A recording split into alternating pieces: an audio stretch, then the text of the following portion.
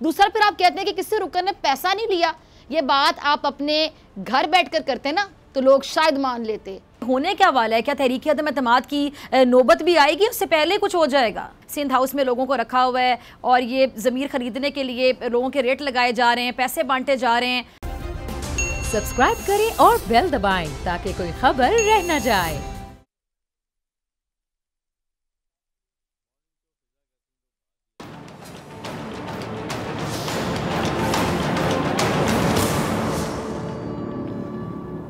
अस्सलामुअलैकुम नाज़रीन, मैं हूं डॉक्टर फ़िज़ा अकबर खान और मैं हूं पाकिस्तान और आप देख रहे हैं पाकिस्तान के सबसे बड़े न्यूज़ चैनल का नंबर 1 प्रोग्राम ऐसे नहीं चलेगा। नाज़रीन, पंजाब के दारुल हुकूमत लाहौर से 70 या 75 किलोमीटर के फासले पर एक बहुत बड़ा जंगल है, इतना बड़ा कि 12,000 एकड़ के रकबे पे जंगल फैला हुआ है। अच्छा, इस जंगल की एक मशहूरी ये है, अब ज़रा गौर से सुनिएगा, कि इसे दुनिया में इंसानी हाथों से लगाया गया सबसे बड़ा मसनूई जंगल करार दिया जाता है। और ये भी कहा जाता है कि इस जंगल को अंग्रेज़ दौर में एक ख़ास मकसद के लिए बनाया गया था। अच्छा, मकसद क्या, ज़रा सुने। उस दौर में जो ट्रेनें हैं ना, वो स्टीम यानी भाप के इंजन से चलती थी और हुकूमत ने स्टीम इंजन को ईंधन फराहम करने के लिए इस जंगल को बनाया। अच्छा, इस जंगल का नाम आप भी जानते हैं, पता है क्या नाम है? इसका नाम है छांगा मांगा। और इसका ये नाम कैसे पड़ा, इससे भी बहुत इंटरेस्टिंग कहानियाँ जुड़ी हुई हैं। कहते हैं कि छांगा मांगा 2 भाई थे। बड़े भाई का नाम था छांगा, छोटे भाई का नाम था मांगा। छांगा और मांगा। अच्छा, दोनों भाइयों के दरमियान बहुत प्यार था, एक दूसरे पर जान छिड़कते थे, लेकिन काम दोनों के ठीक नहीं थे। और मशहूर है कि दोनों पेशे के एतबार से डाकू थे। अब जो डाकू होगा उसका काम तो सही नहीं होगा। अच्छा, उनका तरीका वारदात बड़ा ज़बरदस्त था। एक भाई शहर में डाका डालता और फिर वहाँ से भागकर कसूर के करीब आके जंगल में जाकर छुप जाता। अच्छा, दूसरा भाई क्या करता, लूटे हुए माल से लोगों की मदद करने पहुँच जाता। अब उन लोगों ने बारियां लगाई हुई थी दोनों ने, यानी एक बार एक भाई डाका डालता, छांगा जो है वो अगर डाका डालता तो मांगा है लोगों में माल तकसीम करता, और अगली बारी मांगा डाका डालता तो छांगा है वो माल तकसीम करता, यानी एक डाकू बन जाता, एक माल तकसीम करके सखी दाता बन जाता। ये इनका सिलसिला चलता रहा। अच्छा, लोगों के दुख दर्द ये बांटते, और इस तरह दोनों भाइयों की जो शोहरत है, ज़ाहिर बात है अवाम में लोगों के हमदर्द, मददगार, सखी के तौर पे फैल गई। बड़े सखी भाई हैं, बड़े मददगार हैं, बड़े हमदर्द हैं, बड़े अच्छे हैं, बड़े चंगे। अच्छा, लोगों को ना उनकी असल हकीकत का नहीं ना पता था। अब पुलिस वाले ना उनके तरीका वारदात को जान गए, इसलिए जब वो उनको पकड़ने के लिए छापे मारते, पता क्या होता, जिन लोगों में ये माल तकसीम करते थे वो उन्हें चूँकि अपना मोहसिन समझते थे तो उन्हें पुलिस से छुपा लेते। और इस तरह शहर हो, गाँव हो या फिर जंगल, पुलिस को हर बार वहाँ से नाकाम लौटना पड़ता।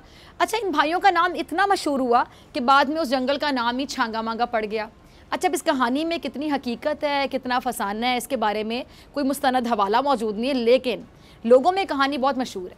और इन दोनों भाइयों का क्या अंजाम हुआ, इस बारे में भी तारीख खामोश है, खामोश। लेकिन जो चीज़ हुई वो ये है कि इस जंगल को बाद में 12,000 एकड़ के वसी रकबे पर फैला दिया गया। जैसे कि मैंने पहले कहा कि इस मसनूई जंगल का जो मकसद है वो क्या था जी, रेलवे के स्टीम इंजन्स को ईंधन फराहम करना था। फिर ये जंगल मशहूर तफरीही मकाम में भी बन गया। लेकिन जब बात सियासत की आई तो इसी तफरीही मकाम को क्या किया गया, इसकी शोहरत बिल्कुल अच्छी नहीं है। अच्छा, वो जंगल जो रेलवे इंजन्स को ईंधन फराहम करता था, बाद में सियासी रहनुमाओं ने इससे हॉर्स ट्रेडिंग को ईंधन फराहम करने का काम ले लिया। अच्छा, मैं उस दौर का जिक्र कर रही हूँ जब बेनज़ीर भुट्टो साहिबा पहली बार हुकूमत में आई थी और इस्लामी दुनिया की पहली खातून वज़ीर आज़म बनी थी। अच्छा, दूसरी तरफ बेनज़ीर भुट्टो के बदतरीन सियासी मुखालिफ यानी मियाँ नवाज शरीफ साहब पंजाब के वज़ीर आला बन गए। इन्होंने बाद में अपोजिशन की क़यादत करते हुए बेनज़ीर भुट्टो के ख़िलाफ़ अदम एतमाद की तहरीक लाने का खेल रचाया, क्योंकि उस वक्त ये जो फ्लोर क्रॉसिंग का कानून मौजूद नहीं था ना, तो यानी समझ ले कि जो चाहे दाम लेकर आप ज़मीर बेचें। ये नारा लगाकर मियाँ साहब ने जमहूरियत को छांगा मांगा सियासत का टांगा लगा दिया। अरकान असम्बली को छांगा मांगा के रेस्ट हाउसेज में मेहमान खुसूसी बनाकर रखा गया, पैसा पानी की तरह बहाया गया, हर सहूलत मौजूद थी, जो चाहिए ले लें। मगर उन अरकान असम्बली को एक सहूलत मौजूद नहीं थी, वो क्या कि बाहर निकलने की इजाज़त नहीं थी वहाँ से। लेकिन तमाम तर कोशिशों के बावजूद ये तहरीक नाकाम हो गई। लेकिन छांगा मांगा सियासी घोड़ों का सबसे बड़ा कह लें या सबसे पहला इस्तबल करार पाया। अच्छा, आप जानते हैं कि बाद में 18वीं तरमीम आई, फिर ये जो फ्लोर क्रॉसिंग है उसका दरवाज़ा बंद हो गया, मगर ज़मीर का जो वालाखाना है वो अब भी खुला है और इसी ज़मीर के नाम पर एक बार फिर से ये जो अदम एतमाद का एक खेल है वो खेला जा रहा है। अच्छा, इस बार छांगा मांगा नहीं है, सिंध हाउस में डेरे लगे हुए हैं, जिनके बारे में वज़ीर-ए-आज़म इमरान खान साहब कल क्या कह रहे थे कि वहाँ नोटों की बोरियों के मुँह खोलकर ज़मीरों के सौदे हो रहे हैं। आज सिंध हाउस से जवाब आया और वो भी कप्तान के खिलाड़ी जवाब दे रहे हैं। सिंध हाउस के अंदर की जो खबरें हैं वो भी बाहर आ गई हैं। वहाँ मौजूद जो पीटीआई के खिलाड़ी हैं वो कहते हैं शी नहीं कर रहे हम, कोई ज़मीर का सौदा नहीं है, बल्कि वो कहते हैं हमारे ज़मीर तो जाग गए हैं। क्या कहते हैं ज़रा सुनिएगा, चलाइएगा क्लिप। आपने राजा रियाज को क्या कह रहे हैं कि जी किसी रुकन ने पैसा नहीं लिया, हम ज़मीर के मुताबिक अपना वोट देंगे। राजा साहब कहते हैं कि जी 24 पीछे अरकान असम्बली सिंध हाउस में मौजूद हैं। अच्छा, एक सवाल पर उन्होंने कहा कि चौधरी परवेज़ इलाही की मालूमात दुरुस्त नहीं है, ठीक नहीं है, और भी लोग आएंगे, लेकिन जो मुस्लिम लीग नून है ना वो कह रहे हैं जी एडजस्टमेंट नहीं कर पा रही है। अब राजा रियाज साहब ने यह भी कहा कि हुकूमत को मैं चैलेंज करता हूँ कि जी वो पीटीआई की पार्लिमानी पार्टी का इजलास बुलाकर देख ले, अगर इससे कम अरकान हो तो मैं जिम्मेदार हूँ। अच्छा, उन्होंने ये भी कह दिया कि अगर वज़ीर आज़म इमरान खान साहब ज़मानत दें कि जो हमारे अरकान हैं उन पर पुलिस तशद्दुद नहीं होगा तो हम वापस पार्लियामेंट लॉजिस में चले जाएंगे। अब कुछ ऐसे ख्यालात जो उनके साथी हैं नवाब शेर बशीर उनके भी थे, जिन्होंने कहा कि जी वोट डालने के लिए फवाद चौधरी को जब भी डाल कर जाएंगे और उनसे पूछने की ज़रूरत भी हमें नहीं है, वो हमारे बरखुरदार हैं।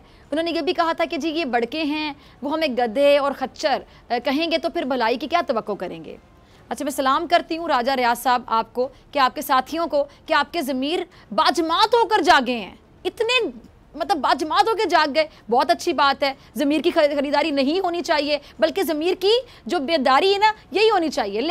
लेकिन सर इस अहम मौके पर आपके ज़मीर जागने पर और बाजमात इतने ज़मीर जागने पर मेरे जहन में क्या बल्कि हर पाकिस्तानी के जहन में जो ये प्रोग्राम इस टाइम पे देख रहा है, ऐसे नहीं चलेगा, बोल न्यूज़ देख रहा है, हर पाकिस्तानी के जहन में, आपके अपने वोटर्स के जहन में कुछ सादे से सवाल हैं, जिसमें से ये पहला सवाल ये कि जो आपके ज़मीर हैं, आपके ज़मीर ने जाग कर पीटीआई की टिकट पर जो जीती हुई सीट है उससे इस्तीफे देने का फैसला क्यों नहीं किया? पूछे नजर अपने ज़मीर से, आप लोग क्यों नहीं किया फैसला? आप कहते हैं कि खान साहब से इख्तिलाफात हैं, इसलिए ज़मीर के मुताबिक फैसला करेंगे, जो फैसला होगा वो ज़मीर के मुताबिक होगा। दूसरा फिर आप कहते हैं कि किसी रुकन ने पैसा नहीं लिया। ये बात आप अपने घर बैठ कर करते ना तो लोग शायद मान लेते, जब आप मुखालिफिन के घर बैठ कर ये बयान देंगे तो फिर सवाल तो उठेंगे ना। अपने घर में बैठ जाना था ना, वहाँ बैठ कर बातें करेंगे तो लोग क्यों नहीं सवाल पूछेंगे? और आपका कहना और भी कि और भी जो लोग हैं वो भी अपना ज़मीर जगाना चाहते हैं। अच्छा, इतने सारे लोगों का ना ज़मीर इकट्ठे जाग गया, लेकिन नून लीग को आप कहते हैं एडजस्टमेंट में मुश्किल हो रही है। अब सवाल कि ज़मीर जागने के लिए ये नून लीग की एडजस्टमेंट कहाँ से? इधर ज़मीर जाग रहा है, उधर से नून लीग की एडजस्टमेंट, कुछ समझ आ रही है आपको नाजरीन? अब देखिए, जवाब देते हैं या फिर ये गोल कर जाते हैं। वैसे ज़्यादातर आसानी मेरे ख्याल से इनको गोल करने में होती है, सवाल गोल कर जाते हैं आराम से क्योंकि जवाब होता ही नहीं है। अच्छा नाज़रीन, पहले पीपल्स पार्टी इस बात से इनकारी थी कि जी सिंध हाउस में पीटीआई के जो एमएनएज़ हैं वो मौजूद हैं, आपको याद होगा। अब मौक़िफ़ क्या है? यूसुफ रज़ा गिलानी साहब और सईद गनी साहब कुछ फरमा रहे हैं, क्लिप होगा, ज़रा टीम चलाइएगा। यूसुफ रज़ा गिलानी साहब क्या कह रहे थे कि सिंध हाउस में सिंध पुलिस पीपल्स पार्टी के अरकान की हिफाजत के लिए लगाई गई है, जिसकी वजह पार्लियामेंट लॉजिस में पुलिस का तशद्दुद बना। हमारी पार्टी के लोगों ने कहा है कि जी हमें प्रोटेक्शन दी जाए, लेकिन बाद में पीटीआई अरकान के मंजर-ए-आम पर आने के बाद सईद गनी साहब ने कहा कि पीपल्स पार्टी ने ऐसा उन पीटीआई अरकान की ख्वाहिश पर ही की है। अच्छा, बकौल सईद गनी साहब, इन पीटीआई अरकान का कहना था कि जी अभी उनकी मौजूदगी का ऐलान ना किया जाए, बल्कि वो खुद ये काम करेंगे, और आज ये लोग सामने आ गए। अब जबकि अपोजिशन ने अपने जो अहम पत्ते हैं वो शो कर दिए हैं और हुकूमत की पोजीशन कमज़ोर पड़ती दिखाई भी दे रही है। अब इस मुश्किल सूरत हाल में तसादुम जो है ना उसके खतरात बहुत बढ़ रहे हैं, परेशान कुन सिचुएशन, तसादुम के खतरात बढ़ रहे हैं। अच्छा, पीपल्स पार्टी ने सिंध हाउस की सिक्योरिटी के लिए 400 SSU एहलकार तैनात किए हैं, और बिलावल जरदारी साहब ने अपने ट्विटर पैगाम में कहा है कि जी अरकान कौमी असम्बली को तशद्दुद, गिरफ्तारी और अदम एतमाद की तहरीक में हिस्सा लेने की सूरत में संगीन नताइज की धमकी दी गई है। अवामी नुमाइंदों की ज़िंदगियाँ, आज़ादी और ख़ानदान ख़तरे में हैं। अरकान जो असम्बली हैं उनको फसाई हुकूमत ने अपनी हिफाजत के लिए कह रहे हैं कि हर किस्म के इक़दामात लेने का हक़ है। अच्छा, बिलावल ने यह भी कहा कि PPP और PDM अरकान की हिफाजत के लिए हर मुमकिन इक़दाम करेंगे, हम अपने तमाम पत्ते ज़ाहिर नहीं करेंगे, और इंशाअल्लाह कुछ दोस्त इमरान खान के इल्ज़ामात के जवाब देंगे, आइंदा दिनों में मज़ीद भी सामने आएंगे। अच्छा, बिलावल ने एक और बात की, उन्होंने कहा कि जी जो OIC कॉन्फ्रेंस है उसकी वजह से हम इस्लाम नारकी नहीं चाहते हैं, हुकूमत हमें ना उकसाए। अब दूसरी तरफ हुकूमत क्या सोच रही है, ज़रा फवाद चौधरी साहब का क्लिप चलाइएगा। जी, तो सुना आपने फवाद चौधरी साहब को। इनके बयान से अब लग तो यही रहा है कि हुकूमत ने सिंध हाउस पर बड़ा एक्शन करने की शायद तैयारी कर ली है, क्योंकि इस हवाले से जो फवाद चौधरी साहब हैं वो कह रहे थे कि सिंध हाउस से बहुत सा जो पैसा है वो मुंतकिल करने की इतलात हैं और सिंध हाउस में लोगों को रखने के लिए पुलिस को भी मंगवाया गया है और इस वक्त हॉर्स ट्रेडिंग का मरकज़ सिंध हाउस बना हुआ है। हम इस पर एक बड़ा एक्शन प्लान कर रहे हैं। अच्छा, इस पर एक सहाफ़ी ने इनसे सवाल किया कि क्या आप सिंध हाउस पर रेड करने जा रहे हैं। फवाद चौधरी ने जवाब ये दिया कि रेड का नहीं पता मगर सख्त एक्शन होगा। अब सख्त एक्शन से क्या मुराद है फवाद चौधरी साहब की आप समझ सकते हैं। अच्छा, हुकूमत इलेक्शन कमीशन से वफादारियां तब्दील करने वालों के खिलाफ कार्रवाई का मुतालबा भी कर रही है। अब इस पर इलेक्शन कमीशन की वजाहत भी सामने आ गई। ईसीपी ने तहरीक के अदम एतमाद, फ्लोर क्रॉसिंग और हॉर्स ट्रेडिंग पर कार्रवाई के हवाले से जो वजाहत की है उसके मुताबिक आइन की रूह से इलेक्शन कमीशन का वज़ीर आज़म के इंतखाब और तहरीक के अदम एतमाद से कोई ताल्लुक ही नहीं है। वज़ीर आज़म का इंतखाब और तहरीक अदम एतमाद कौमी असम्बली के कवानीन के तहत होता है। एलामिया में कहा गया है कि फ्लोर क्रॉसिंग की सूरत में पार्टी सरबरा मुतालिका रुकन के खिलाफ डिक्लेरेशन स्पीकर को भेजेगा और स्पीकर कौमी असम्बली डिक्लेरेशन जो है वो इलेक्शन कमीशन को इरसाल करेगा। बयान में मजीद ये कहा गया है कि इलेक्शन कमीशन स्पीकर से जो मौसूल डिक्लेरेशन है उस पर आइन और कानून के मुताबिक कार्रवाई करेगा और फ्लोर क्रॉसिंग पर डिक्लेरेशन मौसूल होने के बाद इलेक्शन कमीशन का काम शुरू हो जाएगा। अच्छा नाज़रीन, ये वक्त जो है सबको पता है कि बहुत नाजुक है। हाल एक होता है ना कि एक दिन बाद तब्दील होगी, 2 दिन, अब तो घंटे की बाद भी लम्हा बलम्हा सूरत हाल जो है ना तब्दील हो रही है कि लम्हा बलम्हा सूरत हाल में तब्दीली नज़र आ रही है। अब ऐसे में जो वफाकी वज़ीर दाखिला शेख रशीद साहब हैं वो कप्तान साहब को मशवरे दे रहे हैं। एक उन्होंने मशवरा दिया, ज़रा सुन लें। अच्छा, सुना आपने शेख रशीद साहब को, वो वज़ीर आज़म साहब को सीधा सीधा मशवरा क्या दे रहे हैं कि जी सिंध में गवर्नर राज लगा दिया जाए। विफाकी वज़ीर दाखिला ने कहा है कि जी बड़ा अच्छा हुआ, बहुत अच्छा हुआ जो सिंध हाउस ने बेनकाब हो गया, एक्सपोज हो गया, सबको पता चल गया। कह रहे थे सिंध का पैसा अराकीन की खरीदो फरोख के लिए इस्तेमाल किया जा रहा है और बहुत अच्छी बात है कि सब में ये एक्सपोज हो गए, बेनकाब हो गए। अच्छा, वो कह रहे हैं जी जो मुनहरिफ अराकीन है वो पैसों के लालच में गए हैं। और शेख साहब क्या फरमा रहे हैं कि वज़ीर आज़म को मशवरा में देता हूँ कि वो सिंध में गवर्नर राज नाफिज कर दें। अच्छा, उड़ती खबरें ये भी चल रही हैं कि वज़ारत दाखिला में गवर्नर राज लगाने की समरी की तैयारी भी शुरू हो गई है। अब देखें कि होता क्या है। अच्छा नाज़रीन, आइनी तौर पर गवर्नर राज कैसे लगता है मैं आपके साथ ज़रा डिटेल्स शेयर कर देती हूँ कि आइन के आर्टिकल 234 के तहत मुतल्लिका जो सूबा है उसके गवर्नर की रिपोर्ट पर अगर सदर ममलिकत को यकीन हो जाए कि सूबे की हुकूमत आइन और कानून के मुताबिक मामलात नहीं चला सकती तो वो गवर्नर राज नाफिज करने का ऐलान कर सकते हैं। गवर्नर राज नाफिज करने की एक दूसरी सूरत ये भी होती है कि जी पार्लियामेंट के दोनों ऐवान अपने अलग अलग इजलासों में किसी सूबे में गवर्नर राज के नफाज के लिए करारदादें मंजूर कर लें तो सदर ममलिकत उन पर अमल दरामद करते हुए गवर्नर राज के नफाज का सदारती फरमान जारी कर देगा। ये सच है कि इस वक्त जो सूरत हाल है उसको हम नाजुक ही कहेंगे, यही नाजुक सूरत हाल होती है और वज़ीर आज़म अपनी टीम से मुशावरत भी कर रहे हैं। जारी पता मुशावरत होगी, तरह तरह के मशवरे भी दिए जा रहे हैं। वज़ीर आज़म साहब इस वक्त क्या सोच रहे हैं? इसके वफाकी वज़रा असद उमर, हमाद अज़हर और फवाद चौधरी साहब ने एक प्रेस कॉन्फ्रेंस की और अगर मैं कोई ये अहम तरीन प्रेस कॉन्फ्रेंस थी तो बिल्कुल गलत नहीं होगा। क्लिप चलाएगा टीम। अच्छा, सुना आपने वफाकी वज़रा की जो गुफ्तगू है, इससे साफ लग रहा है कि जी हुकूमत अदम एतमाद की तहरीक के खिलाफ हर ऑप्शन पर गौर कर रही और जारी बात है हुकूमत का राइट है वो गौर करेंगे। अब ताज़ा खबर ये कि जो मुनहरिफ होने वाले जो अराकीन हैं उनके खिलाफ कानूनी कार्रवाई का आगाज़ कर दिया गया है। 27 मार्च के जलसे के लिए भरपूर तैयारियाँ भी जारी हैं और ये भी कहा जा रहा है कि जी अदम एतमाद की जो तहरीक है उसको अवाम की ताकत के साथ नाकाम बनाया जाएगा। अब दूसरी तरफ अपोजिशन भी अपने जो बंदे हैं वो इस्लामाबाद लाने की धमकी दे चुकी है, आपको पता है। बस ये OIC वज़रा खारजा की जो कॉन्फ्रेंस है उसके गुजरने का इंतजार किया जा रहा है। उसके बाद फिर देखें PTI अरकान की वफादारियां बदलने को देखकर 90 की दहाई की सियासत का मंजर फिर से दिखाई दे रहा है और यकीनन सूरत हाल, मैं बार बार कह रही हूँ प्रोग्राम में, बहुत नाजुक है, बहुत नाजुक है, बहुत नाजुक है। नाजुक सूरत हाल खतरनाक भी हो सकती है। ये सियासी जो रहनुमा हैं जो रहबरी का दावा करते हैं कि जी रहबर हैं, ये कौम के लिए आते हैं, अवाम के लिए आते हैं, अवाम इन पर एतमाद करती है, इनको एतमाद का वोट देती है, अवाम की इनको बहुत फिक्र है। जो इमरान खान की हुकूमत गिराने चले वो भी तो अवाम का कंधा इस्तेमाल करके गिराने चले ना कि अवाम बेचारी महंगाई में पिस गई, बेरोजगारी, अवाम के हाथ कुछ नहीं आ रहा तो हमें अवाम का दुख सता रहा है, दर्द सता रहा है। लेकिन अब आपने देख लिया कि बहुत से लोग एक्सपोज हो रहे हैं, किसको अवाम का दुख सता रहा है, कौन किस किस तरह की कुछ लोग कुछ दो की सियासत पे अमल दरामद करना चाह रहा है और कौन कौन कुर्सी की सियासत करना चाह रहा है कि किसके हाथ क्या आ रहा है। मेरा इन तमाम रहबरों को मशवरा है, बल्कि दरख्वास्त है, हाथ जोड़कर दरख्वास्त है कि ये जो भी फैसला करें मुल्की और अवामी मफाद को मद्देनज़र रख के करें। अवाम बेचारी ऑलरेडी मुश्किलात में है, मईशत की हालत आप लोगों के सामने है। अगर महाजराई हो जाती है खुदा न खास्ता, और क्या हो जाएगा, हालात की जो नाजुक सूरत हाल है ख़तरनाक तरीन सूरत हाल में तब्दील हो सकती है। इसलिए फूंक फूंक कर कदम उठाने की ज़रूरत है। अगर हालात वाकई तसादुम की तरफ चले गए तो बहुत बड़ा नुकसान हो सकता है। ये ना कि आप में से किसी के हाथ भी कुछ ना लगे।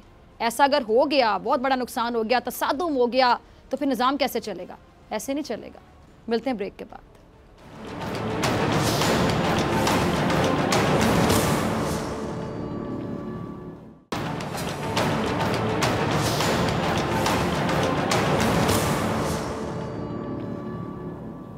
वेलकम बैक नाजरीन। सिंध हाउस इस्लामाबाद में पीटीआई के अरकान असम्बली के मीडिया के सामने आने के बाद सियासत में एक खलबली मच गई है और इस वक्त मुल्क में सियासी बहरान जैसी जो कैफियत है वो सबके सामने है। इस पर बात करने के लिए मेरे साथ मौजूद हैं सीनियर तजियाकार, किसी तारुफ के मोहताज नहीं, सईद काजी साहब। बहुत शुक्रिया सईद काजी साहब वक्त देने के लिए। सईद काजी साहब, सिंध हाउस इस्लामाबाद में जो पीटीआई के अरकान हैं उनके अचानक से ज़मीर जाग गए हैं, क्या देख रहे हैं आने वाले दिनों में ये होने क्या वाला है? क्या तहरीक अदम एतमाद की नौबत भी आएगी, उससे पहले कुछ हो जाएगा? देखें, हालात महाज आराई की तरफ जा रहे हैं और ख़ान साहब जो है वो अभी भी वो बिल्कुल फ्रंट फुट पे खड़े हैं। और जो अभी प्रेस कॉन्फ्रेंस आई है उससे हमें ये इशारा मिलता है कि ख़ान साहब पब्लिक की तरफ रुजू कर रहे हैं। और जो बार बार तमाम MNAs कह रहे हैं कि उन्हें कॉन्स्टिट्यूंसी से कॉल्स आ रही हैं, तो मुमकिन है आज कल में हम एक मुल्कगीर ये मुझे लगता है, मुझे अंदाज़ा हो रहा है गुफ्तगू से कि इन्होंने मुजाहरों का फ़ैसला कर लिया है। जबकि इनका ये भी कहना है कि हम किसी को कोई पैसे ऑफ़र नहीं करेंगे, ओहदे ऑफ़र नहीं करेंगे, वजारतें ऑफ़र नहीं करेंगे, और हम इस लड़ाई को अवाम में ले जाने का इंदिया दे रहे हैं, कामयाब होने की सूरत में भी या नाकाम होने की सूरत में भी। तो मेरे ख्याल में ये हालात महाज आराई की तरफ जा रहे हैं। फ़िज़ा, अच्छा, तो अगर आप हालात को महाजर की तरफ जाता देख रहे हैं या आपको लग रहा है कोई नारकी की सूरत हाल पैदा हो जाएगी, कोई इंतशार की तरफ हालात चले जाएंगे, तो फिर ये लोग तो निकले थे इमरान खान साहब की हुकूमत को गिराने के लिए, सईद काजी साहब, कि जी आवाम जो हैं उनके साथ बड़ी ज़्यादती होगी, हुकूमत आ गई, मईशत की इनको बड़ी फ़िक्र थी, महंगाई की बड़ी फ़िक्र थी, लोगों की बेरोज़गारी की बड़ी फ़िक्र थी। तो अगर हालात मज़ीद ख़राब हो जाएंगे तो मईशत को कंट्रोल करना शायद आसान था, लेकिन इन हालात को फिर कौन कंट्रोल करेगा? ये तो मज़ीद मसाइल को जन्म देंगे। देखें, महंगाई तो और मज़ीद होने वाली है और महंगाई मज़ीद होगी क्योंकि जो 2-3 महीने अगले आ रहे हैं उसमें हम देख रहे हैं कि एक इकनॉमिक सुनामी का जो है वो इशारा दे रहे हैं जो एक्सपर्ट्स हैं। तो ये जो भी गवर्नमेंट आएगी उसके लिए आसान नहीं होगा, अगला बजट भी आसान नहीं होगा, ऊपर से पॉलिटिकल इंस्टेबिलिटी है। और अगर गवर्नमेंट या ये अगर अपोजिशन बनती है PTI 27-28 के बाद और वो अपने प्रोटेस्ट मोड में चले जाते हैं, तो आप जानते हैं खान साहब एक कैंपेनर हैं और वो उनके जलसों में लोग आ भी रहे हैं। तो मेरे ख्याल में ये मामलात कोई किसी अनटूवर्ड सिचुएशन की तरफ मुझे बढ़ते नज़र आ रहे हैं। अल्लाह करे कि मैं गलत साबित हूँ। जी फ़िज़ा। अच्छा, एक और बात सईद साहब, राजा राज साहब को आपने सुना होगा, वो कह रहे हैं कि और भी कौमी असम्बली के अरकान है जो उनके पास आने को तैयार है, लेकिन साथ वो कह रहे हैं कि नवाज लीग उनको एडजस्ट नहीं कर पा रही है। मतलब अब इनके ज़मीर जागने के पीछे दूसरी जमात से टिकट का मिलना था, बड़ा क्लियर हो गया अब तो। जी देखें, ज़मीर शमीर का कोई खेल नहीं है, ये तो नेकेड एक पावर स्ट्रगल है वो हो रही है और उसमें वो ये लोग देख रहे हैं, ये कोई अवामी इशूज़ पर तो अलहदा नहीं हो रहे। या जो लोग अगर ये चले भी जाते हैं तो क्या ये जो लोग आएंगे इनको रिप्लेस करेंगे? मौलाना फजल रहमान रिप्लेस करते हैं, शहबाज शरीफ साहब रिप्लेस करते हैं या जरदारी साहब रिप्लेस करते हैं। तो ये सारे तो हम देख चुके हैं इन लोगों को और ये पहले भी हुकूमतों में आ चुके हैं। तो अवामी इशू तो नहीं है, लेकिन ये एक ख़तरा मौजूद है कि एक तहरीक बन सकती है यहाँ पे अगर महंगाई भी आती है और खान साहब एक पॉपुलिस्ट लीडर हैं और वो क्राउड भी ड्रा कर लेते हैं, तो फिर ये वो कंटेनर वाली सिचुएशन अगर बनेगी तो मेरे ख्याल में बहुत से ख़तरात को दावत देने वाली बात होगी। लेकिन ये इससे बेगाना होकर अपने ज़ाती मफाद के लिए जो है सियासत और अपनी सीटों को इस्तेमाल किया जा रहा है, किसी अवामी इशूज़ पे तो ये अलहदा हो नहीं रहे। और या अगली गवर्नमेंट आएगी तो क्या इन महंगाई इन चीज़ों पर वो काबू पा लेगी?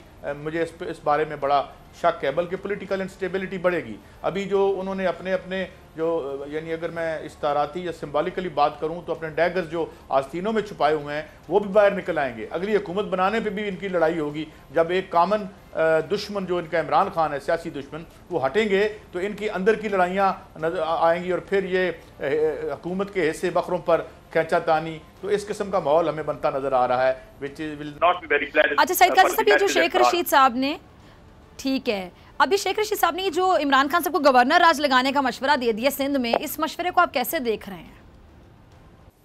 देखें, अब ये तो कोई लीगल एक्सपर्ट बता सकते हैं, क्योंकि अभी शाह खावर साहब से हमारी बात हो रही थी तो मैंने देखी नहीं है ये शेख गवर्नर राज पीपल्स पार्टी ने पंजाब में लगाया था, मगर क्या 18वीं तरमीम के बाद ये लग सकता है या नहीं लग सकता, ये देखने की बात है, क्योंकि एक लीगल राय ये आई है कि असम्बली को एडवाइस करना पड़ता है। अब आई डोंट नो, क्योंकि इस बारे में ज़ाहिर है कोई लीगल एक्सपर्ट ही बताएंगे, मगर जो भी खान साहब के डिस्पोजल पे होंगे जो इख्तियारात एज अ PM, वो उसको इस्तेमाल करेंगे। और मेरे ख्याल में सबसे वो जो उनका जोर है वो पब्लिक बैकलैश क्रिएट करने पर है और इनको एक्सपोज करने पर है, और इसको अवाम में ले जाने का उन्होंने इंडिया दे दिया है। ये जो मुबैना ख़रीद फ़रोख्त हो रही है जिसका इल्ज़ाम हुकूमत लगा रही है, तो मेरे ख्याल में आने वाले दिनों में एक पॉलिटिकल हलचल का माहौल बनता नज़र आ रहा है। फिज़ा,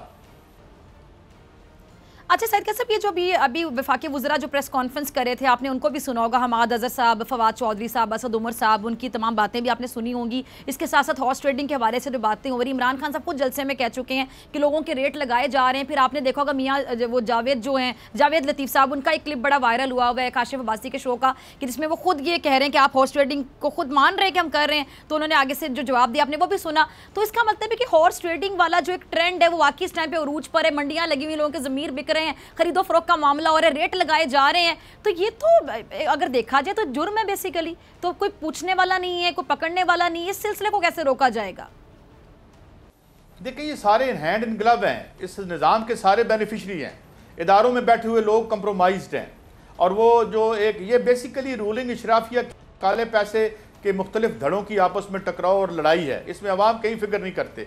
एक सोशल बेस ज़रूर है इमरान खान की, उनके क्रिकेटिंग करियर की वजह से, उनके जो करिश्मा सो कॉल्ड है वो, या जो मिडिल क्लास में उनकी या जो यूथ में उनकी है।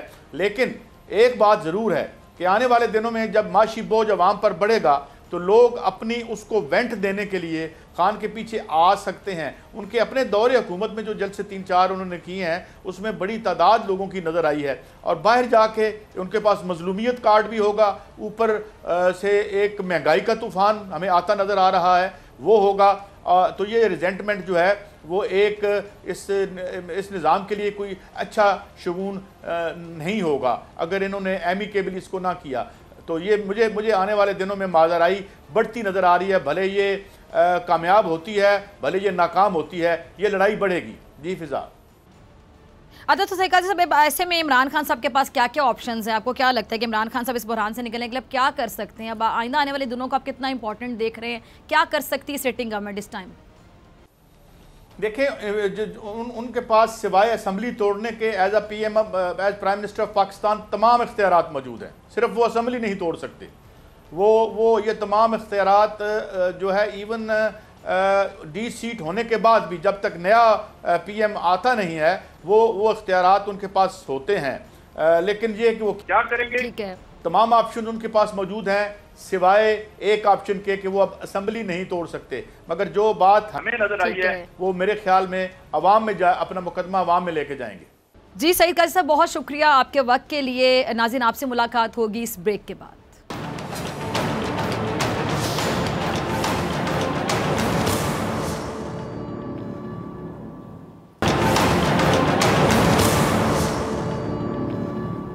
वेलकम बैक नाजरीन, मेरे साथ मौजूद है नज़ीर लगारी साहब, किसी तारुफ के मोहताज नहीं। लगारी साहब, बहुत शुक्रिया वक्त देने के लिए, ज्वाइन करने के लिए। लगारी साहब, इस टाइम पे हो क्या रहा है? आप देख रहे हैं कि पहले तो मुलाकातों के सिलसिले रूज पर थे, इसकी मुलाकात इससे, उसकी मुलाकात उससे। हुकूमत अपनी जगह कहती रही हम कॉन्फिडेंट हैं, हम कहीं नहीं जा रहे हैं, बल्कि इमरान खान साहब कहते रहे कि 3 चूहे मेरा शिकार करने निकले, मैं तीनों को शिकार करके दिखाऊंगा। उसके बाद फिर वो जो अपोजिशन अपने दावे करती रही कि जी ये तो अदम एतमाद की तहरीक कामयाब हो जाएगी और हर हाल में हुकूमत घर जाएगी। अब सिचुएशन आपको क्या नजर आ रही है? अभी मैं 3 ये जो हमारे विफाकी वज़रा हैं हुकूमत के, PTI के, इनकी मैं प्रेस कॉन्फ्रेंस देख रही थी, फवाद चौधरी साहब, असद उमर साहब, हमाद अज़हर साहब, तो उनकी बातों से लग रहा था जिस तरह अब हुकूमत का शायद कॉन्फिडेंस थोड़ा शेक हो रहा है, वो नहीं रहा है। आप कैसे देख रहे हैं?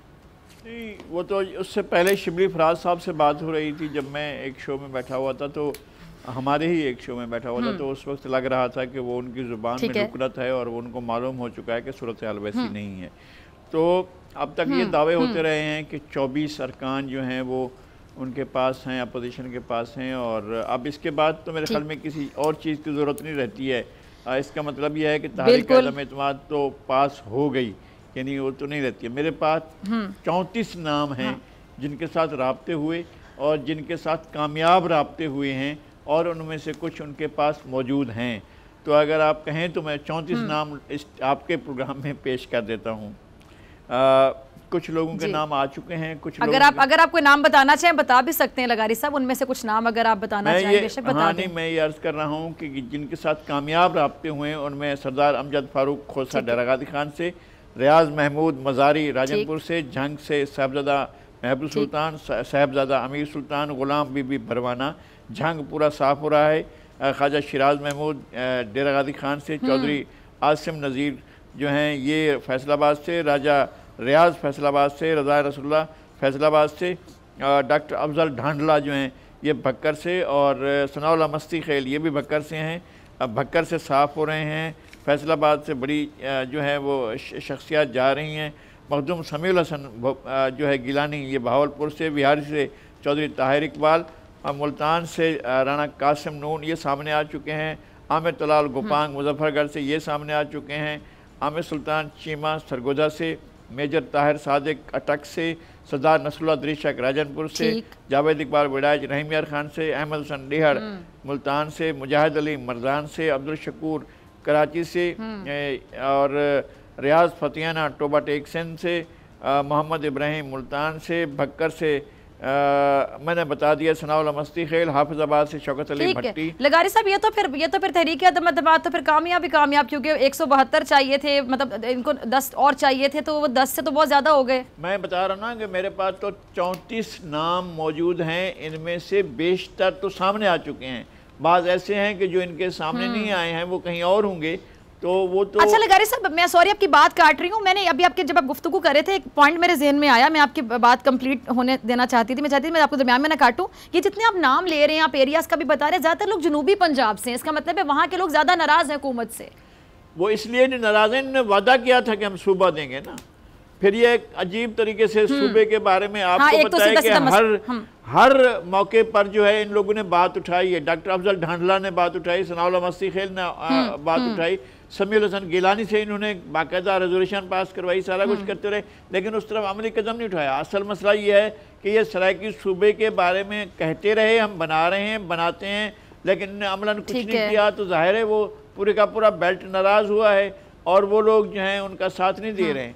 मेरे ख्याल में ये जो है इनको आखिरी वक्त में जो फ़ायदा हुआ था, हुकूमत ना बनती पीटीआई की अगर आखिरी वक्त में ये जो सराइकी सूबा महाज बना था जनूबी पंजाब के नाम से, वो महाज के अरकान उनमें से अब देखना ये है क्या खुसरो बख्तियार भी साथ छोड़ते, चूँकि वो पूरी टीम तो साथ छोड़ रही है, अब देखना यह है कि खुसरो बख्तियार भी आखिरी वक्त में साथ छोड़ जाते हैं या वो साथ रहते हैं। अभी बहुत से और अरकान हैं, वज़ीरों में से कई वज़ीर ऐसे हैं जो राब्ते कर चुके हैं। ये मालूम है इमरान खान तो बहुत हद तक मेरे ख्याल में अकेले ही रह गए हैं, बड़ी हद तक अकेले रह गए। वो पुराने दोस्त उनके साथ होंगे, और जिन लोगों को कश्ती में बिठाकर इनके साथ चलाया गया था और बस में बैठकर जो लोग आए थे वो उसी तरह से वापस गए हैं। बस वाले बस में बैठकर गए, कश्ती वाले कश्ती। अच्छा लगारी साहब ये जो शेख रशीद साहब मशवरा दे रहे थे सिंध में गवर्नर राज लगाने का, इस मशवरे को आप कैसे देख रहे हैं? नहीं, गवर्नर राज लगाने का कोई जवाज़ हो ना तो उसका क्या होगा, वो सुप्रीम कोर्ट में मामला जाएगा। वो तो ऐसे नहीं लगा सकते ना आप, वो असम्बली रेजोल्यूशन पास करे, सिंध असम्बली क्या रेजोल्यूशन पास करेगी कि हमारे पास जो है आप आए हमारे सूबे में मार्शल लॉ लगा दें, कतई ऐसा नहीं है। और गवर्नर राज लगाना कोई आसान सी बात है कि ऐलान कर देंगे वज़ीर आज़म साहब के मैंने गवर्नर राज लगा दिया, वो नहीं कर लगा सकते। ठीक है, उसके लिए कुछ हालात होते हैं जिसके पेश नज़र वो लगाया जाता है, वो हालात हों तो फिर आप लगा सकते हैं। बिल्कुल ऐसा है, अगर हालात होंगे और फिर ये कि आप इसने आइन नहीं तो इसका मतलब है शेख रशीद साहब को हालात वैसे लग रहे हैं जैसे गवर्नर राज लगने के लिए चाहिए होते हैं। नहीं है, उनका भी नहीं है, लेकिन आइन भी तो तकाजा करता है ना, आइन भी कुछ अपने कंडीशंस लगाता है कि आइन को आप एब्रोगेट करेंगे, कोई भी इदारा नहीं मानेगा। आप इस तरह से थोड़ी है कि आप खेत में चले जाएं और सारा खेत रोंद डालें, ऐसा नहीं हो सकता है। और शेख रशीद साहब जो मशवरे देते रहे अब तक, जो कहते रहे हैं, वो सब कुछ पूरा नहीं हुआ है। ठीक है, अच्छा लगारी साहब ये शहबाज शरीफ साहब जो कौमी हुकूमत बनाने की बात कर रहे थे, एक इंटरव्यू में उन्होंने कहा कि जी मुल्क को मुश्किलात से निकालने के लिए पीटीआई को छोड़कर एक कौमी हुकूमत बनानी चाहिए, तो शहबाज शरीफ साहब कौमी हुकूमत के हक में क्यों है, इसकी क्या वजह समझ आती है आपको? देखें इस तरह का ख्याल तो बहुत लोगों के दिल में है। मेरा भी एक ख्याल ये था कि जनाब एक ऐसी हुकूमत होनी चाहिए जो तमाम सेगमेंट्स की नुमाइंदगी करे, इदारों की भी और सियासी उनकी भी। लेकिन असल मसला हो पाकिस्तान को सही ट्रैक पर लाना। अगर नीयत ये नहीं होगी तो फिर नहीं कर सकेंगे हम।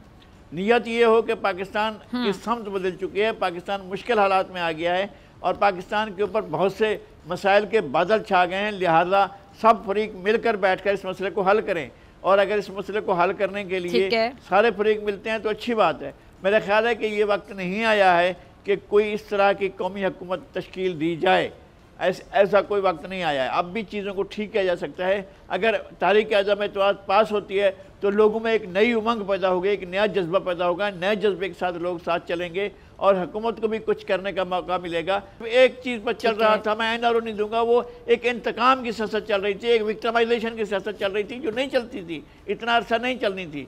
और जनाब रोज़ाना को केसेस बन रहे हैं। भाई आप इल्ज़ाम लगा देते हैं, उसके सबूत तो कोर्ट में पेश करेंगे ना, वो नहीं है। आपके पास कोई सबूत नहीं, आप फिगर लिख दें कि फलां शख्स ने इतने करोड़ रुपए, इतने अरब रुपए चोरी कर लिए। भाई आप फिगर तो दे रहे हैं, साथ में आप वैलिड एविडेंस साथ पेश करें। उनके पास इस तरह के एविडेंस नहीं थे। ठीक है लगारी साहब, ठीक है लगारी साहब। कादिर खान मंदोखेल साहब ने मैं ज्वाइन किया है, पीपल्स पार्टी के सीनियर रहनुमा। मंदोखेल साहब बहुत शुक्रिया वक्त देने के लिए। नज़ीर लगारी साहब भी मेरे साथ मौजूद हैं। मंदोखेल साहब, ये जो इल्ज़ामात लगाए जा रहे हैं हुकूमत की जानिब से, आप लोगों अपने सिंध हाउस में लोगों को रखा हुआ है और ये ज़मीर ख़रीदने के लिए लोगों के रेट लगाए जा रहे हैं, पैसे बांटे जा रहे हैं, क्यों इस तरह के इल्ज़ामात लगाए जा रहे हैं? देखिए, पहले तो हुकूमत ये कहती थी कि हमारे पास तादाद नहीं है। आपके सामने 17 मेंबरान जो हुकूमत की इत्यादी है उनकी सबकी स्टेटमेंट आपके सामने। काफलिक भी हमारे साथ है, अंजम भी हमारे साथ है। मैं दावे के साथ ये बात कर रहा हूँ, ठीक है। एक फॉर्मल जो है ना अनाउंसमेंट बाकी है, बाकी हमारे साथ है। उसके बाद आप देख रहे हैं कि पीटीआई के मेंबरान जो है ना, अब तो हुकूमत के कुछ अपने आपके साथ है ना, फिर इत्तेहादियों को तो बेखौफ से डिस्कस ही ना किया जाए। अगर हुकूमत के अपने कुछ लोग मंदोखेल साहब आपके साथ हैं, कोई 14 का फिगर दे रहा है, कुछ 24 का दे रहा है, कुछ कह रहे हैं 24 से भी ज्यादा है। जी बिल्कुल, जो हुकूमत के अपने जो डॉक्टर रमेश कुमार साहब है, अभी किसी चैनल को मैंने सुना, उसने कहा कि 24 मेंबरान हमारे साथ है और 33 टोटल है, 24 का तो वो कंफर्म कर रहा था। तो हमें टोटल 162 की तो बस ठीक है ना, अदम एतमाद के लिए तो 24 से बहुत कम चाहिए थे। तो 24 अगर आपके साथ हैं फिर तो अदम एतमाद के लिए आप लोगों के साथ कामयाबी है। जी 100% कामयाबी है, 100% आपके सामने की बात है कि 100% कामयाबी है। इसी वजह से हुकूमत बौखलाहट का शिकार है और जिसका नाम वजीर दाखिला है वो तो अभी गवर्नर राज का धमकियां दे रहे हैं। तो भाई आप लगा के देख लें, हमारे 4 दिन बाद हमारा प्राइम मिनिस्टर। अच्छा, गवर्नर राज का क्यों कह रहे हैं शेख रशीद साहब? आपको क्या समझ आ रही है? वजीर दाखिला साहब गवर्नर राज के ऑप्शन या मशवरा क्यों दे रहे हैं इमरान खान साहब को? आपको क्या समझ आई है? उनका ये ख्याल है कि गवर्नर राज से शायद ये अपोजिशन का इत्तेहाद टूट जाए, तितर बितर हो जाए। हम तो किश्तिया जलाद के सारे एमएनए जो है ना पीपल्स पार्टी का हम यहाँ बैठे हुए सिंध में, और जो इत्तेहादी है वो भी आपके सामने, नून लीग आपके सामने, और खुद पीटीआई की जो लोग हैं वो आपके सामने स्टेटमेंट है, कुछ 24 बता रहे, कुछ 33 बता रहे हैं। तो गवर्नर राज लग भी जाए तो क्या होगा? अवल तो ये कि आइन में गवर्नर राज की बड़ी मुश्किल बराला है कि बाकायदा वज़ीर आला की कंसेंट चाहिए और बिल्कुल वो हालात होंगे जो गवर्नर राज के लिए चाहिए तो फिर ही लगेगा। साथ में ये कि असेंबली जो है ना वो उसकी परमिशन चाहिए साथ में। तो अगर ये सारी चीजें नहीं है तो किस तरह गवर्नर राज लगाएंगे? चलो लगा भी लिया है। मैं उस केस में मौजूद था जहाँ साकिब निसार साहब बता रहे थे, वो ये कह रहे थे कि हमारे पास जो है ना वो मैं 5 मिनट में गवर्नर राज वापस खत्म कर दूंगा। सॉरी। ठीक, अच्छा ठीक है। लगारी साहब आप मंदोखेल साहब से कुछ पूछना चाहें? नहीं, मंदोखेल साहब जहाँ बैठे हैं वो बहुत ज़बरदस्त हैं और उन्होंने उन कामयाबियों का दौर जो है उनके इंतखाब से शुरू हुआ है, अब आगे बढ़ गया है। वो मुंतखब हुए तो अपोजिशन को कामयाबियाँ मिलना शुरू हुई। ठीक है, मैं समझता हूँ कि गवर्नर राज का ऑप्शन बहुत कमज़ोर ऑप्शन था, नहीं हो सकता है। गवर्नर राज नाफिज नहीं कर सकती। ठीक है। तो आपका लास्ट कमेंट में चाहूंगी, अगर गवर्नर राज का ऑप्शन दिया जा रहा है या मशवरा दिया जा रहा है वज़ीर दाखिला की जानिब से, वफाकी वज़ीर दाखिला है वो एक मतलब बड़ी वजारत है उनके पास, तो इसका मतलब है कि जिस तरह कमज़ोर ये ऑप्शन दिया जा रहा है उतना कमज़ोर आप हुकूमत को भी देख रहे हैं, उनके हौसले को पास देख रहे हैं आप? यही वजह है, वरना कैसे आपको ख्याल है कि सिंध असम्बली एक रेजोल्यूशन पास करेगी कि हमारे सूबे में गवर्नर राज लगाया जाए? क्या सूबे के चीफ एग्जीक्यूटिव लिखकर गवर्नर को दे देंगे कि हमारे सूबे में गवर्नर राज लगाया जाए? मुमकिन नहीं है ना, जो चीज़ मुमकिन नहीं आप कैसे कह सकते हैं? इसी तरह से हम कह सकते हैं कि खैबर पख्तूनख्वा में गवर्नर राज नहीं लग सकता है, इसलिए कि वहाँ की असम्बली को देना पड़ेगा। ना वहाँ लग सकता है ना यहाँ लग सकता है। पाकिस्तान भर में किसी सूबे में गवर्नर राज लगाना ऐसा नहीं है कि एक एग्जीक्यूटिव ऑर्डर। यानी लगारी साहब, हुकूमत बुखलाहट का शिकार आपको नजर आ रही है कि तमाम चीजें पता भी है, लेकिन फिर भी इस तरह की ऑप्शन, इस तरह की बातें की जा रही हैं? नहीं, घबराहट का शिकार नहीं है ये जो है अपना बुखलाहट का शिकार नहीं है, घबराहट का शिकार है। वो कहते थे घबराना नहीं, अब खुद बहुत ज्यादा घबराए हुए हैं।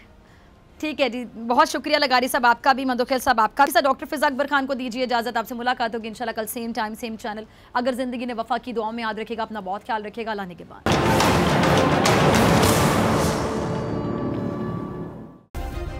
सब्सक्राइब करें और बेल दबाएं ताकि कोई खबर रह न जाए।